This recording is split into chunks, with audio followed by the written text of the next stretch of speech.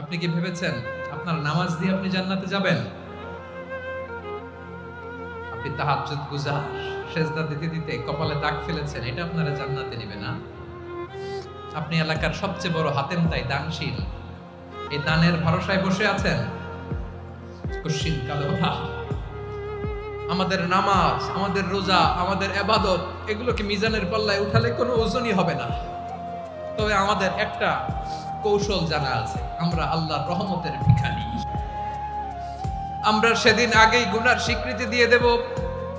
আমরা বলবো, আল্লাহ তুমি প্রশ্ন করার আগে তোমার একটা কথা বলি, আমারে কিছু জিজ্ঞেস করো না, আমি সব করেছি।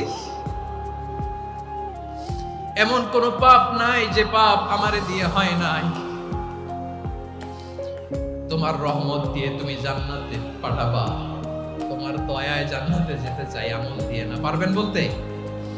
কিয়ামতের দিন আমরা বলবো, আল্লাহ আমার আমল দিয়ে জান্নাত চাই না, আমি তোমার দয়া দিয়ে জান্নাত চাই।